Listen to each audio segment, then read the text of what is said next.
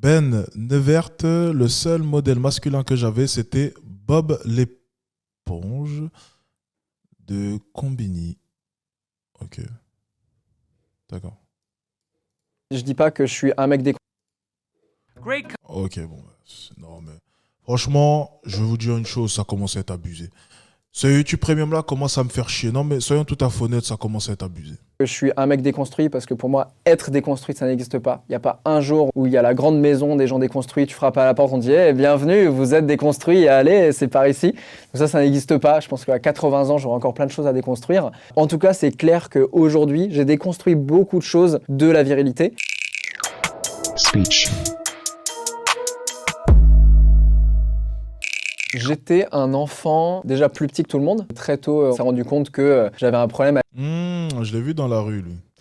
J'étais en voiture, en plus de ça, j'étais en voiture et c'est vrai qu'il est petit. Hein. C'est la première chose que je me suis dit. Je me suis dit, mais il fait quelle taille? Il fait quoi, 1m60? Il est vraiment petit. Hein. J'ai dit, ah, j'ai analysé une de ses vidéos lui auparavant. Je l'ai regardé. C'est vrai qu'il était petit quand même. Ça, c'est vrai. Avec mon hormone de croissance qui fonctionnait pas très bien. Donc voilà, donc déjà physiquement j'étais un enfant plus petit, chétif. Donc tout le monde croyait que j'avais au moins 3-4 ans de moins que tous mes camarades. Et plus tard on m'a diagnostiqué mon hypersensibilité, mais j'étais quand même globalement un enfant qui pleurait facilement. J'étais beaucoup plus émotif que tout le monde, en décalage un peu avec tout le monde et j'avais tendance à vivre un peu les émotions différemment. On me pose souvent la question de est-ce que j'avais des modèles? Mais je crois qu'à l'époque le seul modèle masculin que j'avais c'était Bob l'éponge, qui est une éponge, hein, donc vraiment très peu de ressemblance physique. Très compliqué voilà, de se retrouver en une éponge, mais bon, c'était un peu le seul personnage qui assumait un peu son émotivité, qui assumait voilà de pleurer, qui assumait de rire hyper naïvement à des trucs. D'ailleurs, c'est drôle parce que il y a après. Non, c'est un sketch, je pense. Non, c'est un sketch. Est-ce que c'est possible d'entendre autant comment de dingueries? C'est ça? C'est comme ça que disent les jeunes. Est-ce que c'est possible d'entendre autant de dingueries à la seconde? Enfin, c'est une interview très étonnante. Hein. Tout un débat que j'ai découvert plus tard de est-ce que Bob l'éponge est homosexuel ou pas. Alors je m'étais même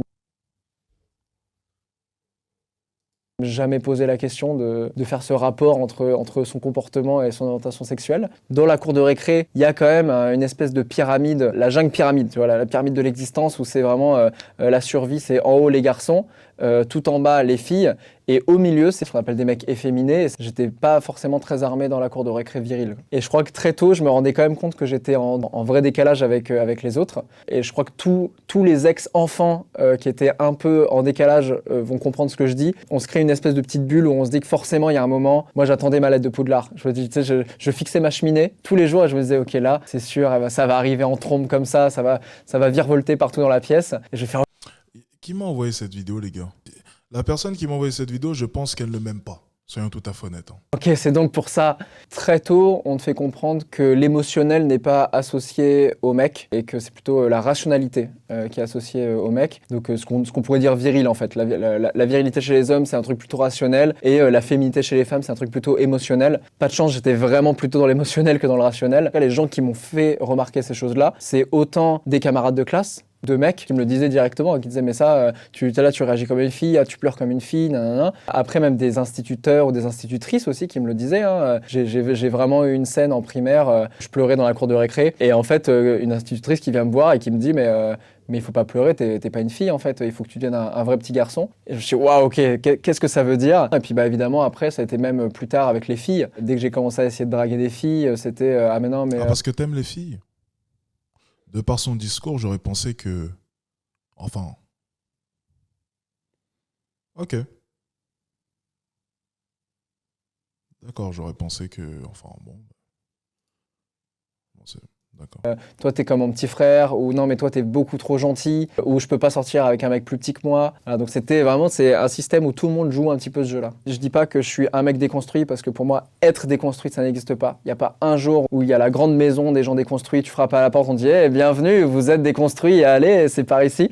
Donc ça n'existe pas. Je pense qu'à 80 ans j'aurai encore plein de choses à déconstruire. En tout cas c'est clair qu'aujourd'hui j'ai déconstruit. Cette envie de vouloir tout déconstruire, ce concept-là, ça commence vraiment à m'énerver. Hein. C'est vraiment toutes ces idées de vouloir déconstruire tout. C'est incroyable. Et, franchement, je me demande s'ils ne veulent pas aussi déconstruire la vérité au passage, hein. C'est vraiment la question que je me Beaucoup de pose. choses de la virilité que j'avais moi-même intériorisé, hein. Qu'est-ce que ça veut dire être viril? Ça, c'est une bonne question.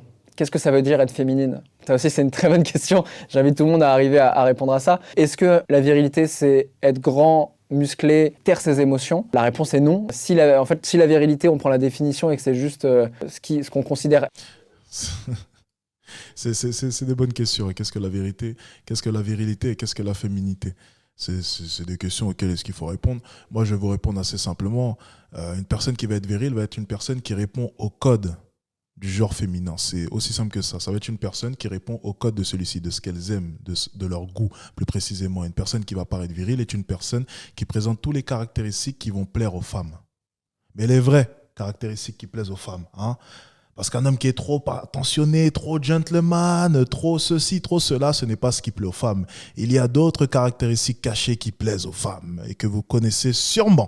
Je vous les ai déjà déclarées.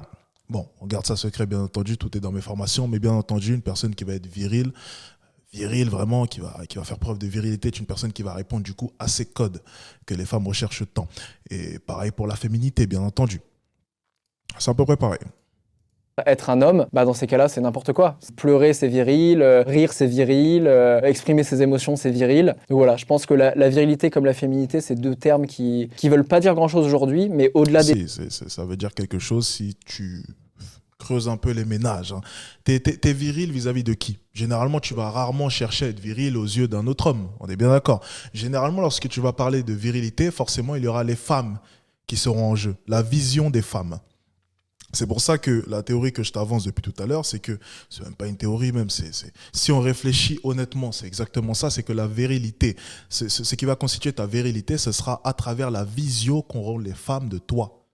C'est à partir de là qu'on va définir ton niveau de virilité. C'est-à-dire que même si je vais chercher à juger un autre homme, généralement je vais observer les caractéristiques, mais ça va se faire vraiment de manière instinctive. Je vais observer les caractéristiques qui plaisent aux femmes.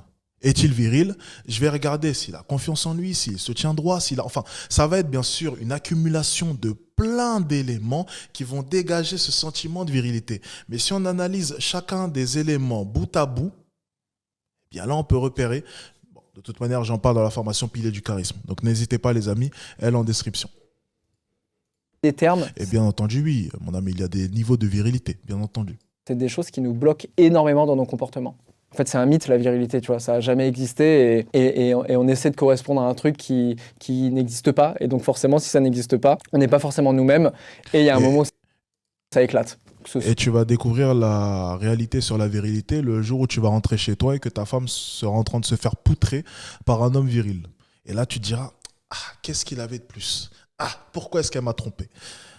Réponse, virilité. Tout simplement.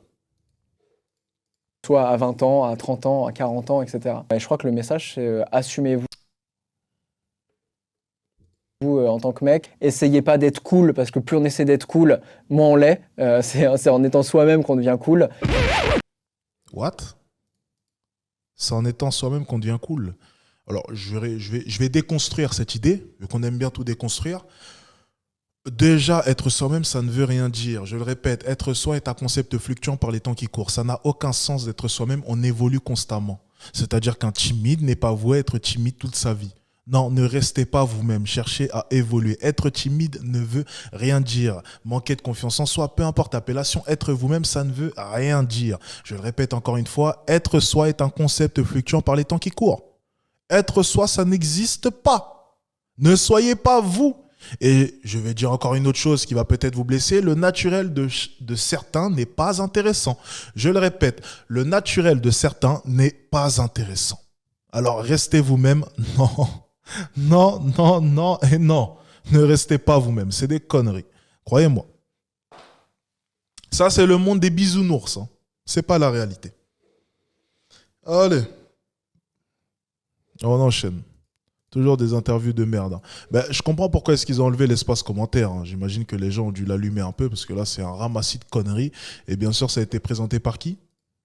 Conneries rime avec combi. C'est une blague.